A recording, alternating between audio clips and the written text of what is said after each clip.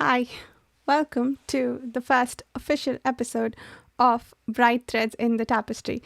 This is a series where I piece together the brightest threads in my favorite stories and analyze them to figure out what makes them shine. Today, in this first episode, we'll go over a passage from The Summer Tree. I made an introduction episode in which I talked about what this series is, why the name, what books I plan to cover, and so on. I will link that in the description if you'd like to know more about it. I talked for about 15 minutes on the subject, so I will not bore you with the details an additional time. But what I will do in this episode is tell you a little bit about the Fionavar Tapestry, which is one of the trilogies that I plan to cover quite a bit in this podcast series. And this passage in particular influenced the series in the first place.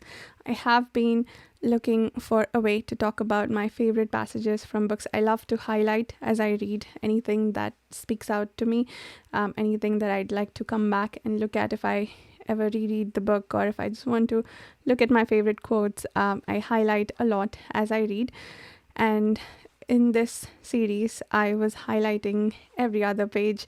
It's just so beautifully written. I love Guy Gavriel Kay's writing, and I wanted to share my love with the world, hence this series. And this passage in particular was the moment that I was inspired to start this discussion series on my YouTube channel as well as a podcast. And it is going to be spoiler free for the Fionavar Tapestry and the Summer Tree, which is the first book of the Fionavar Tapestry where this passage is from. It is from about 2/3 of the way into the book, but this is the first time we're being introduced to these characters. At this point in the story, we know anyone who's read the first 2/3 of the book knows as much about these characters as someone who hasn't read the book, which is why it's also a great introductory passage for the series. And if there is a spoiler, it is that you will meet these characters, which, in my opinion, is not a spoiler at all. But if that kind of thing bothers you, I'd recommend coming back after you've read the book. And with all that said, let me tell you a little bit about the trilogy. So the Fionavar Tapestry is Guy Gavriel Kay's first published trilogy. He was an editor for the Silmarillion, and I think I remember reading an author's note at the beginning of the text where he talks about how he, instead of deriving from Tolkien's material, he wanted to use all the myths and legends that Tolkien himself drew from and weave them into his own story. And we see that quite a bit in this book. He draws from legends and mythologies that I can't honestly say that I'm very familiar with, but it feels very rich. There are Swat Alfar and Leos Alfar, who I believe are dark elves and elves of the light from various mythologies. There are dwarfs, of course. There is mention of giants, which we will see in the passage that we are about to read. And of course, we have a wizard, Lauren Silvercloak, who is sort of the guiding force of the story, at least in the beginning. And yeah, there are other mythical creatures who we meet later in the books, and I won't spoil the series by telling you about it. But if you look closely at the covers, you might figure out which ones. And I always love seeing them in books. And this in particular had some beautiful descriptions. The moment of their arrival was absolutely brilliantly done. And we will do a bright thread about that at some point in the future. About the story itself, it follows 5 people who are students at the University of Toronto and who get spirited away into another world, specifically Fionavar, by a wizard called Lauren Silvercloak and his companion, who's a dwarf named Matt Soren.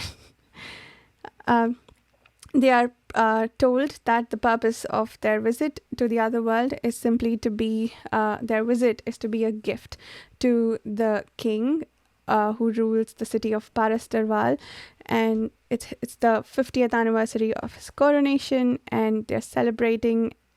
Their visit is to be a gift to the king, basically show a demonstration of the king's power, that he could bring strangers from another world as entertainment for the festivities.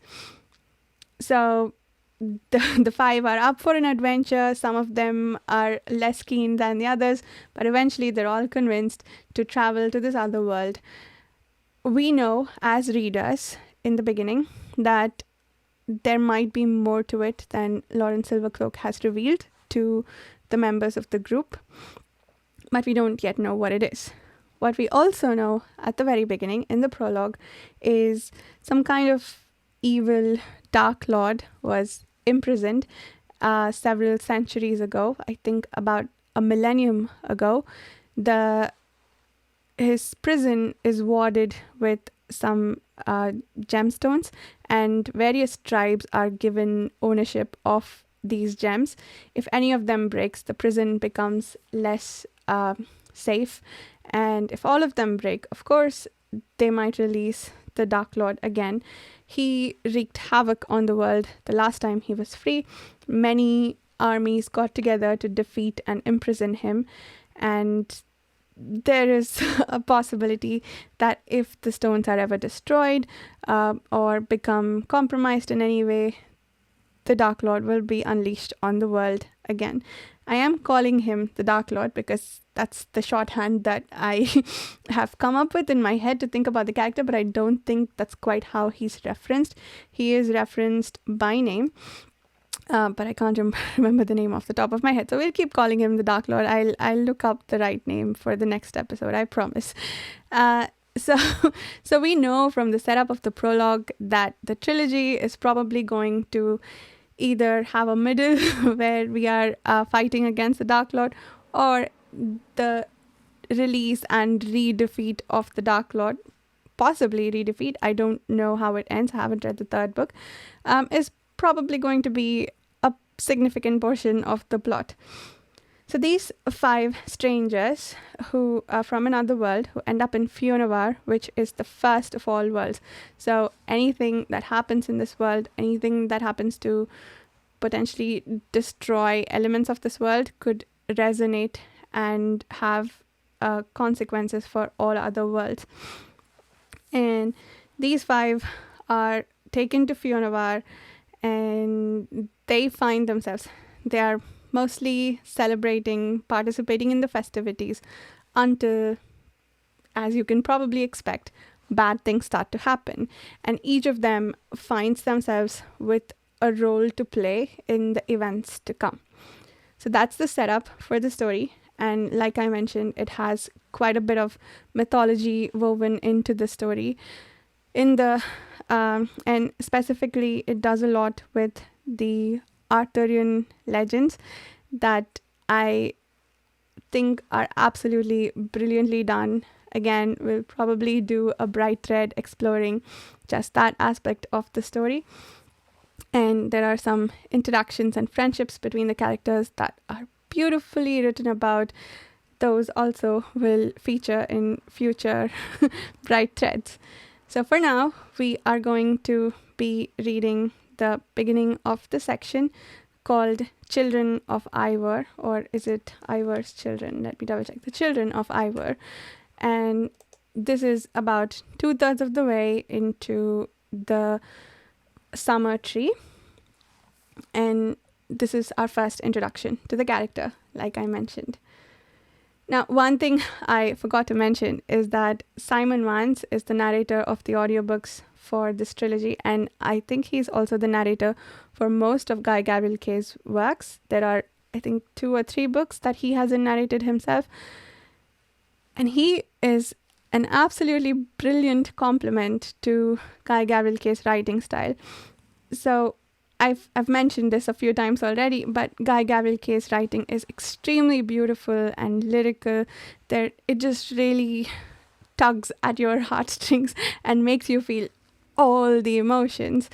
I was in tears through most of this book. Not because it's extremely sad, but just because of how much the writing moved me. That said, there are sad portions to the book, but mostly just the beautifully done writing left me very often in a great deal of tears. So Kay's writing is beautiful in and of itself, but the added layers of emotion that Vance brings to it with his narration, absolutely brilliant. It really elevated the experience of the book for me, and I cannot recommend Vance highly enough. He's a favorite narrator of mine, but he just went up to another level with his narration of this trilogy. So with all that said, let's get to talking about the actual passage that we're going to talk about today. So for starters, I want to tell you a little bit about why this passage was significant to me for how much I loved it. So this is, like I mentioned, about 2/3 of the way in to the first book, and we are being introduced to brand new characters. At the end of the previous section, I think it's called Rachel's Song, something terrible happened, and what I wanted to see was the fallout from that event. I felt emotionally wrung out from having to experience that event, and I wanted to see what would happen next. I wanted to see characters react to it, see where it would go, give myself a chance to absorb what just happened by maybe dealing with it along with the other characters. That was my hope and expectation for the next section after the previous section of the book ended. And also for me as a reader, when we are changing points of view, or when we are changing scenes, when we are starting new sections of a story, I like to sort of prepare myself for that. So when I'm really enjoying a section of a book, if things are suddenly changed on me, it doesn't bother me per se. It's just that I need to be aware that that's going to happen so that I can continue reading. Or if I'm encountering it for the first time, I will put the book down, give myself a break, maybe read other things, do something else, and then come back to it a few hours later, a few days later, now with the right expectation that, we are changing scenes and we are going to be following different people, or basically give myself the mental space I need to recover from anything that I was enjoying that may have happened, or to give myself a chance to absorb the things that I enjoyed and reflect upon it, and then go back to the rest of the book. But the way I was listening to this book was I was getting my evening steps in along with listening to the audiobook, and I still had about 5,000 steps to go. So stopping the reading wasn't an option. I was, like I mentioned, emotionally wrung out from the previous section, so starting a new audiobook wasn't an option.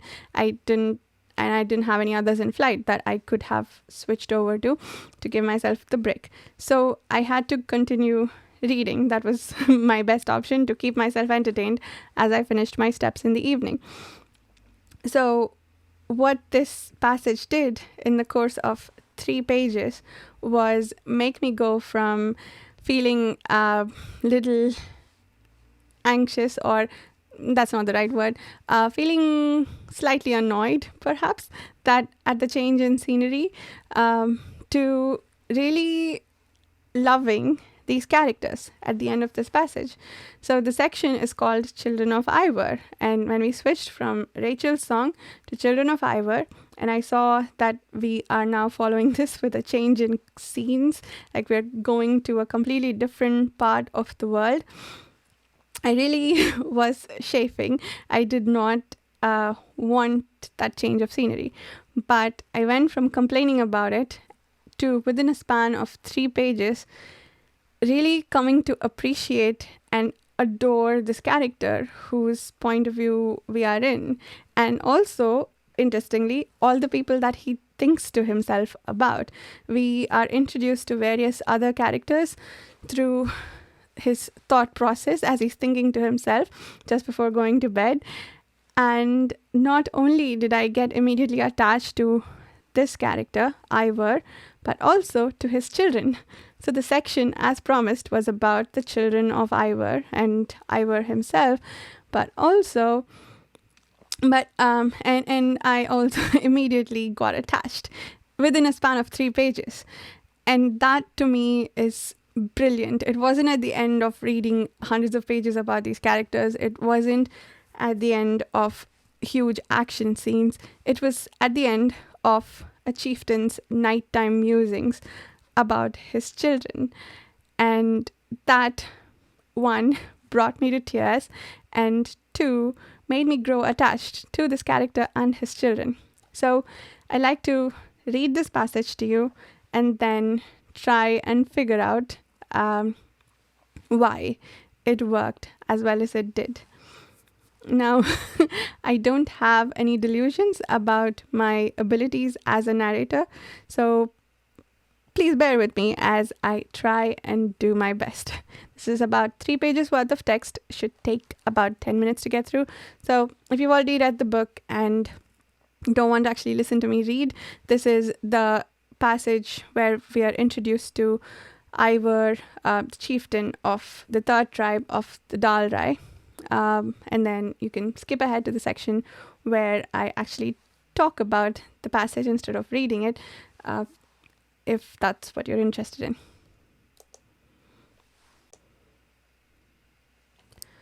Of the 9 tribes of the Dalrei, all but one had moved east and south that season, though the best grazing for the Eltor was still in the northwest, as it always was in summer. The messages the Oberoi brought back from Caledon were clear, though. Swart Alfar and wolves in the edgings of Pendarren were enough for most chieftains to take their people away. There had been rumours of Urgach among the Swarts as well. It was enough. South of Adain and Riena they went to the leaner, smaller herds and the safety of the country around Kinmare and the Latham. Ivor Dan Banor, chieftain of the 3rd tribe, was, as often, the exception. Not that he did not care for the safety of his tribe, his children.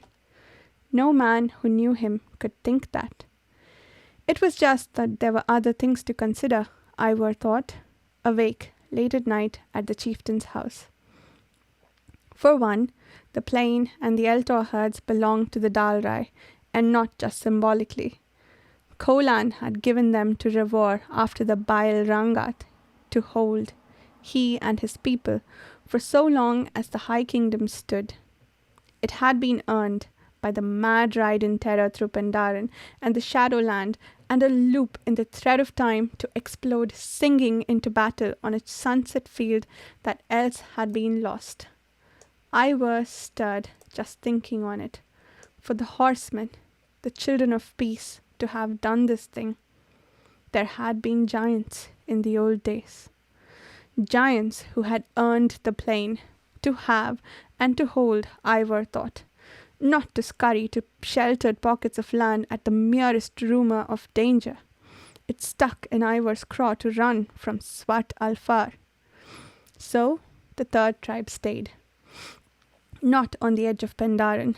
That would have been foolhardy and unnecessary. There was a good camp 5 leagues from the forest, and they had the dense herds of the Eltor to themselves. It was, the hunters agreed, a luxury. He noticed that they still made the sign against evil, though, when the chase took them within sight of the great wood. There were some, Ivor knew, who would rather have been elsewhere. He had other reasons, though, for staying. It was bad in the south. The Oberoi reported from Caledon. Brennan was locked in a drought, and cryptic word had come from his friend Tulgur of the 8th tribe that there was trouble in the High Kingdom. What, Ivor thought, did they need to go into that for? After a harsh winter, what the tribe needed was a mild, sweet summer in the north. They needed the cool breeze and the fat herds for feasting, and warm coats against the coming of fall. There was another reason, too. More than the usual number of boys would be coming up for their fast this year. Spring and summer were the time for the totem fasts among the Dalrei, and the third tribe had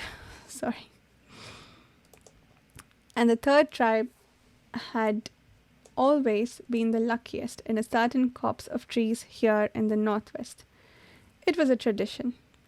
Here, Ivor had seen his own hawk gazing with bright eyes back at him from the top of an elm on his second night. It was a good place, Phelan Grove, and the young ones deserved to lie there if they could. Tabor, too. His younger son was 14, past time. It might be this summer. Ivor had been 12 when he had found his hawk. Levon, his older son, his heir, Chieftain after him, had seen his totem at 13. It was whispered among the girls who were always competing for him that Levon had seen a king horse on his fast. This, Ivor knew, was not true.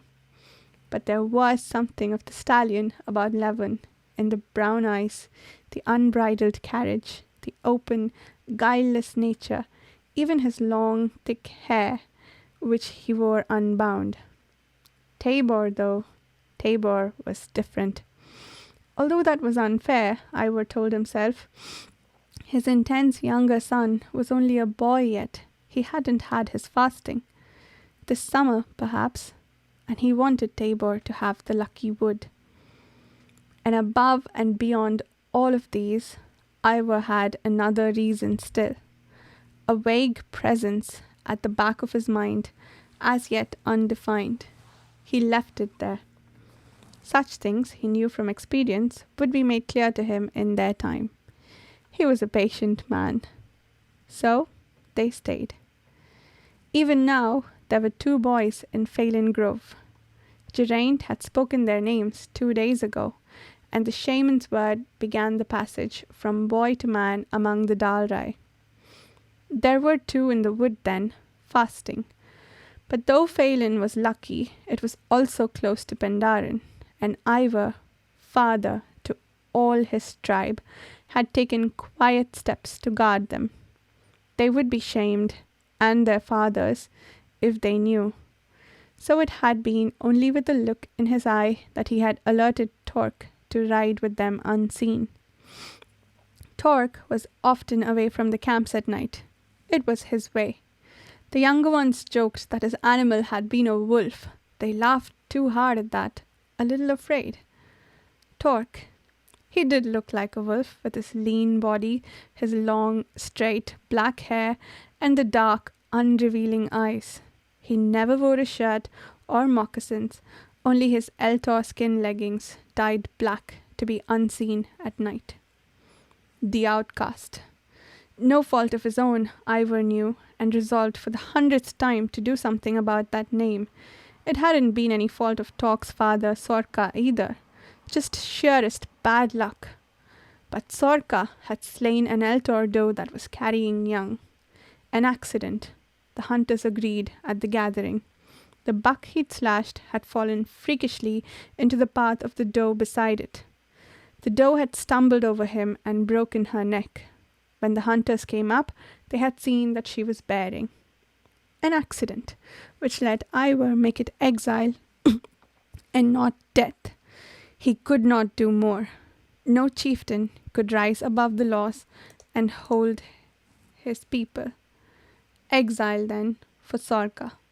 A lonely, dark fate to be driven from the plain.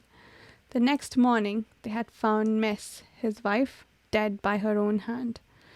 Torque, at 11, only child, had been left doubly scarred by tragedy.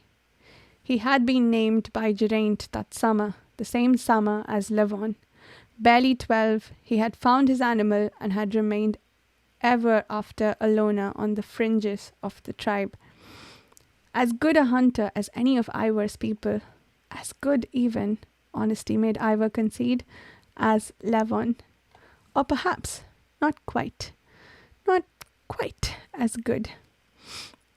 The chieftain smiled to himself in the dark. That, he thought, was self-indulgent. Tok was his son as well. The whole tribe were his children. He liked the dark man too, though Tok could be difficult. He also trusted him. Tok was discreet and competent with tasks like the one tonight. Awake beside Leith, his people all about him in the camp, the horses shut in for the night, Ivor felt better knowing Tok was out there in the dark with the boys. He turned on his side to try to sleep. After a moment, the chieftain recognized a muffled sound and realized that someone else was awake in the house. He could hear Tabor's stifled sobbing from the room he shared with Levon. It was hard for the boy, he knew. 14 was late not to be named, especially for the chieftain's son, for Levon's brother. He would have comforted his younger son, but knew it was wiser to leave the boy alone. It was not a bad thing to learn what hurt meant. Tabor and mastering it alone helped engender self-respect. Tabor would be all right. In a little while, the crying stopped. Eventually, Ivor too fell asleep, though first he did something he'd not done for a long time. He left the warmth of his bed, of Leith sound asleep beside him, and went to look in on his children. First, the boys. Fair, uncomplicated Levon, nut-brown, wiry Tabor, and then he walked into Liane's room. Cordeliane, his daughter. With a bemused pride he gazed at her dark brown hair, at the long lashes of her closed eyes, the upturned nose, laughing mouth. Even in sleep she smiled. How had he, stocky, square, plain Ivor, come to have such handsome sons, a daughter so fair? All of the third tribe were his children. But these.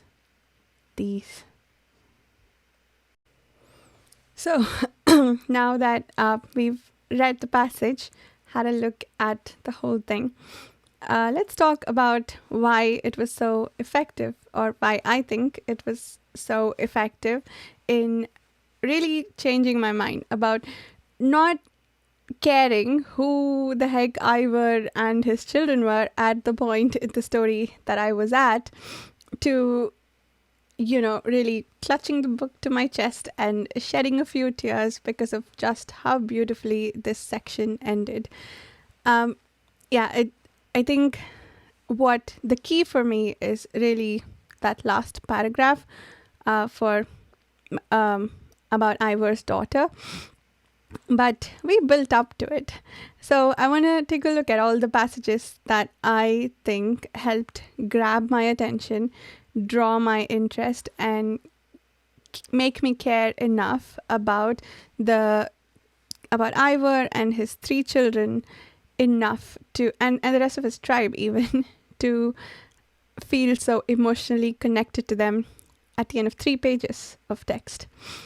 So to start with, it helps that we are told immediately that they are the Dalrei, because this is a tribe that has been mentioned in the story earlier, and it's also a tribe that bears some interest to a certain investigation that's going on earlier in the story. So yes, we have been lifted and shifted into a completely different part of the world, but it has bearing on the rest of the story. We know that. We aren't following a different thread that ended a few pages ago, but it is something that readers could still be interested in because it's following a thread that was left off at the very beginning now. And then we are introduced to these Dalrei are also aware of all the bad things that are happening in the rest of the world. They've been given news about the Swart Alfar and the wolves, and Pendarin is now dangerous to travel in or be around.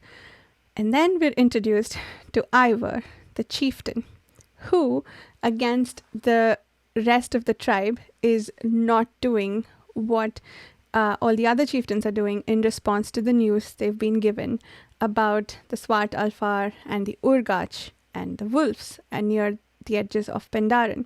He's choosing to stay where there is good hunting for his tribe, where he is able to give the boys of his tribe a place to go to their fasts, which aspect of this tribe also we are introduced to in this passage.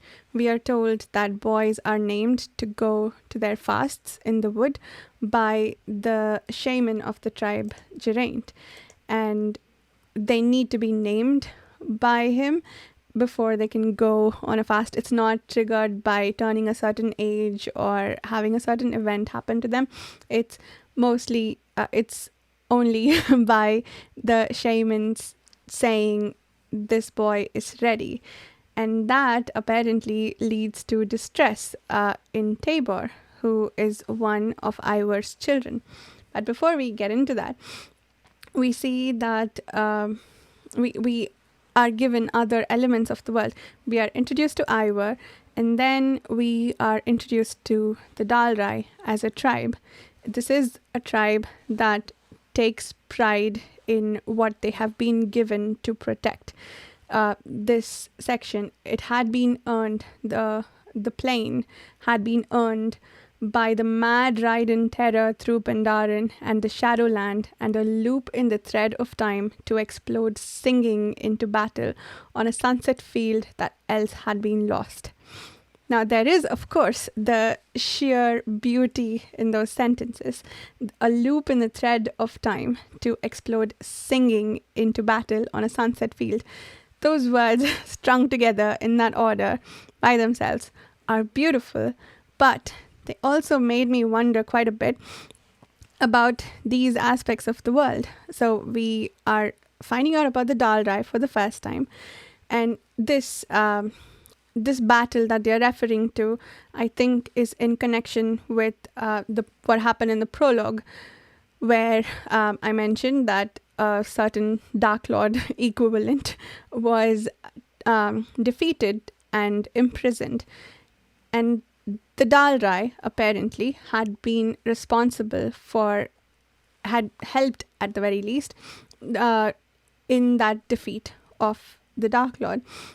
And they did so with a mad ride in terror through Pandaren and the Shadowland and a loop in the thread of time. Now, this is the first time in this world where any sort of magic or manipulation of time has been mentioned.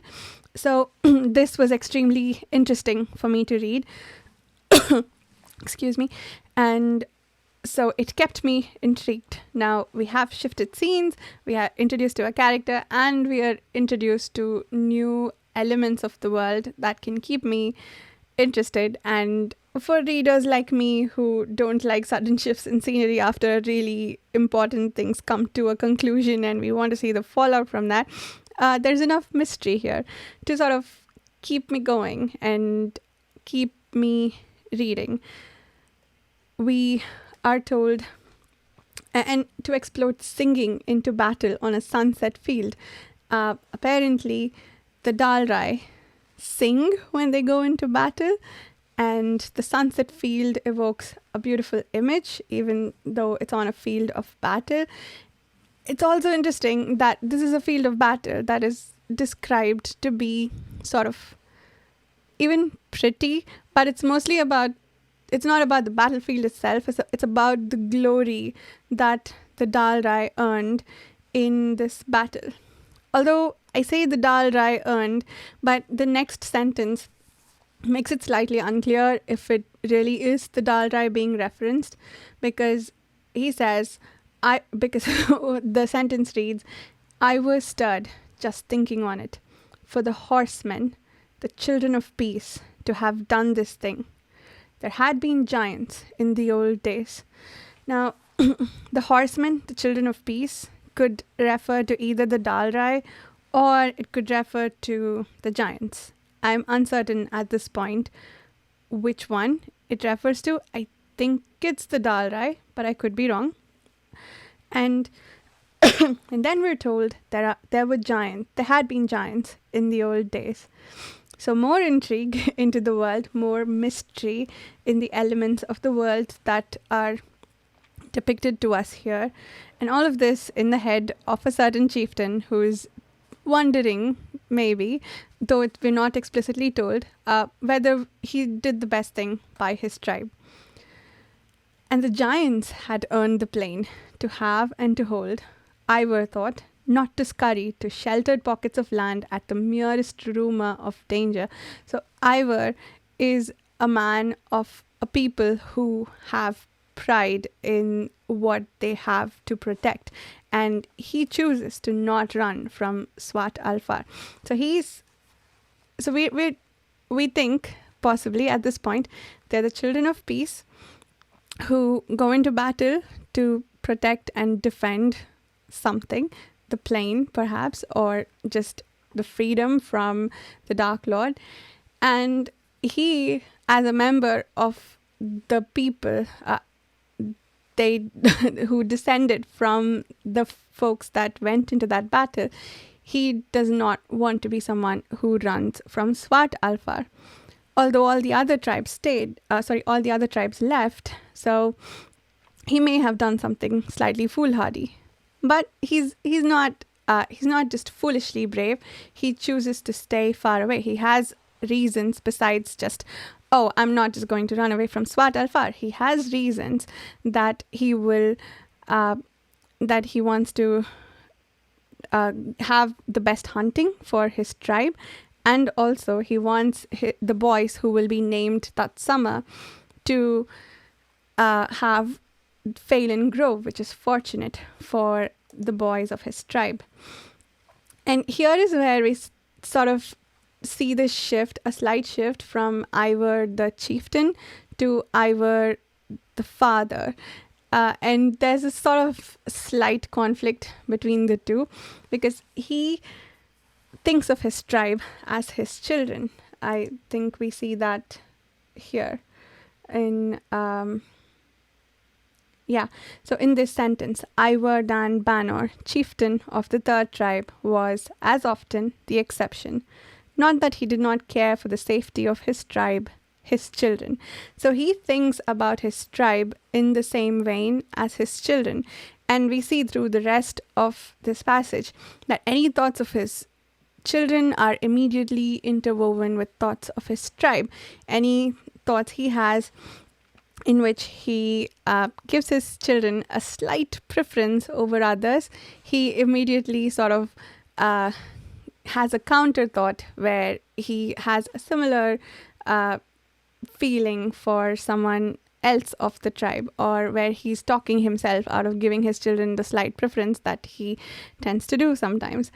And this instance where we are talking about the Phelan Grove is where we are first introduced to Tabor, his son, his youngest son, and also his slight reluctant expression of preference for his children. So he says the young ones deserve to lie there if they could. Tabor too. So yes, he is largely staying for Phelan Grove so that all the boys named that year could have access to Phelan Grove as the place where they hold their fast and see their spirit animal. But especially for Tabor, he would like to have the opportunity to have his fast in Phelan Grove. And that's just so subtly done. And the young ones deserved to lie there if they could. Tabor too. And then we're introduced to Levon, his other son, the elder son, who is going to inherit the tribe after Ivor. And we see, is a handsome person who is in demand amongst the girls, apparently. And he has an unbridled carriage, an open, guileless nature, thick yellow hair. So we're seeing these characters through the eyes of the father. And we're seeing them in such great light. Already, I like Ivor, and now I'm starting to like his children. And I also like how much he likes his children. And then we're introduced to Torque, who is not his son, but Ivor makes himself think of as a son. We are given some backstory about the laws that the tribe follows. They cannot kill Eltor. I guess they're the deer equivalent in this world. They cannot slay any female Eltors who are pregnant, and that's why one of the members of the tribe was exiled. And so Torque, the son of that exile, has been an outcast in the tribe, and Ivor has been sort of negligent slightly in his duties towards the boy by not stopping the tribe from treating him as an outcast. But he himself thinks highly of Torque. He does not allow himself to indulge himself in thoughts that Levon, his son, is a better hunter than Torque.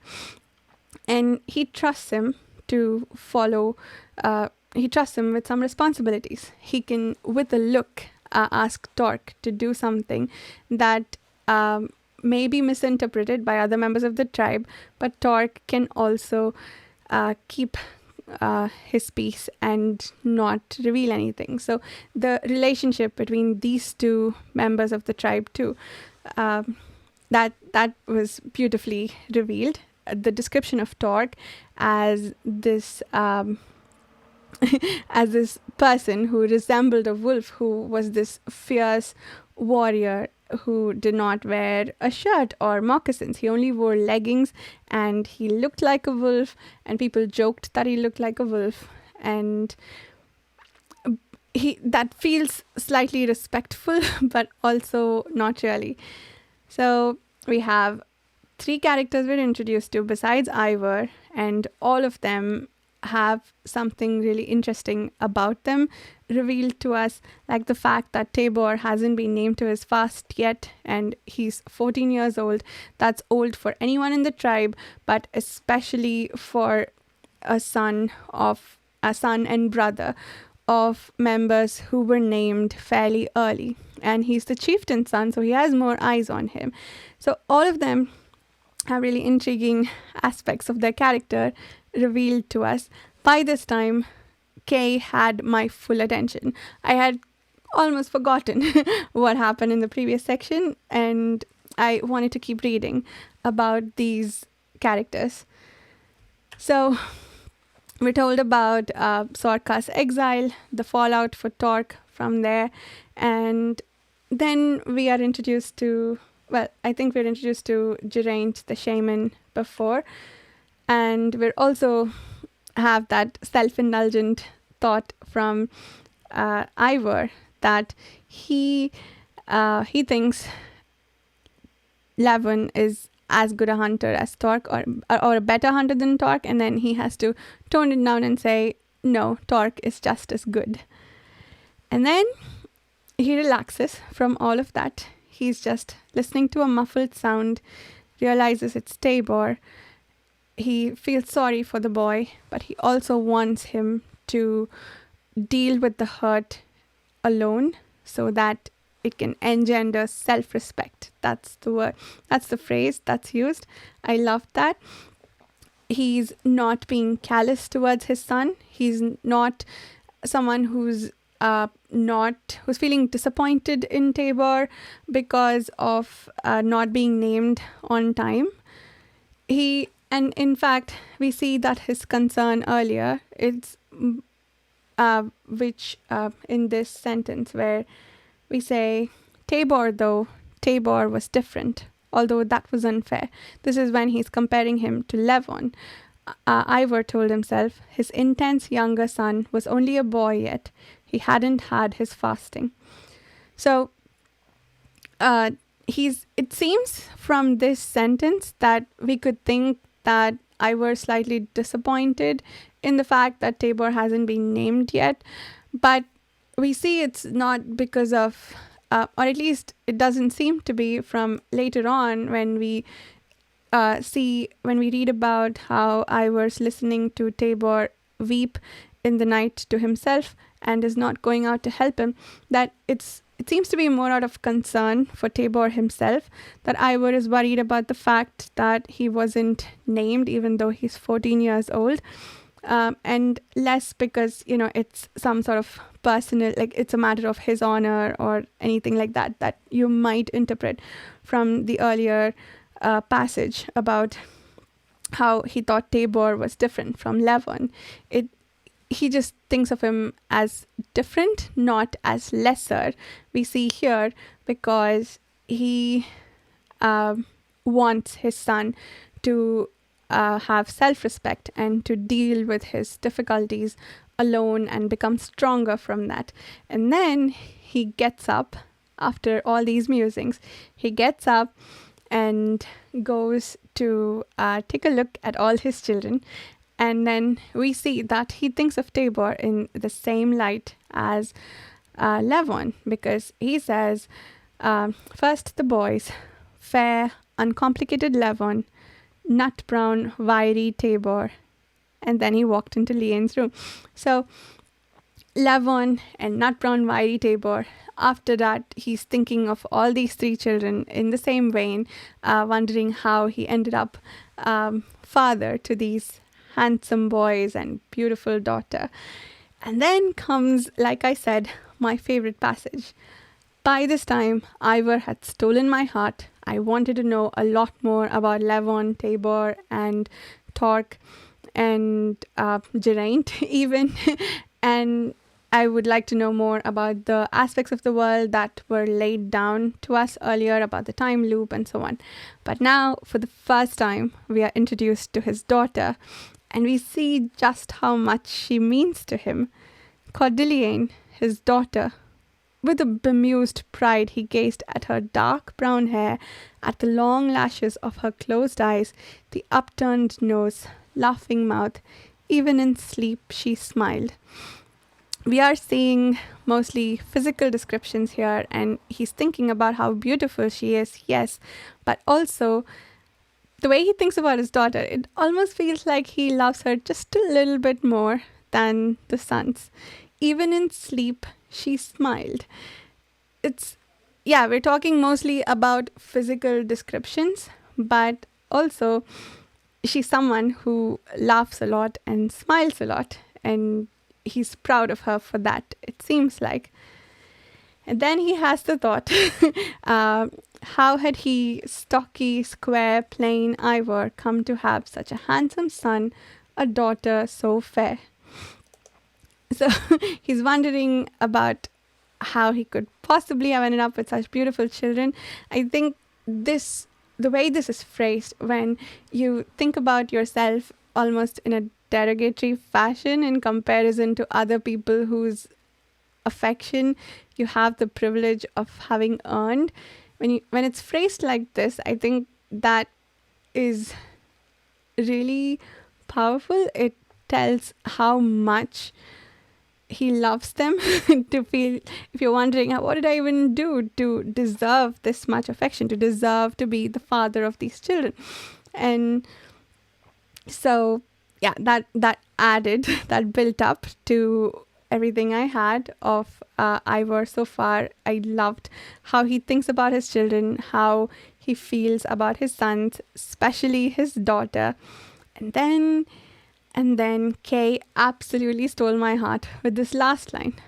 All of the third tribe were his children, but these. So we see him multiple times, weaving in, thinking about his children in the same vein as the rest of his tribe. Anytime he gives a slight preference to his children, he stops himself, rolls it back, and then focuses back on the tribe.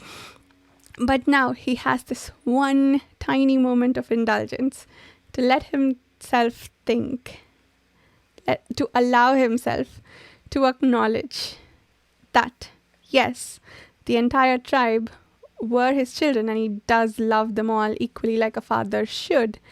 But these three are just a little bit special.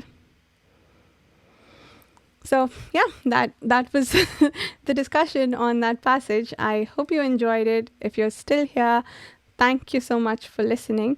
I will see you again for another Bright Thread in about a week. The next one will be a Wars of Light and Shadow Bright Thread, and as promised, that one will also be spoiler free. Thank you so much. I'll see you in the next one. Bye.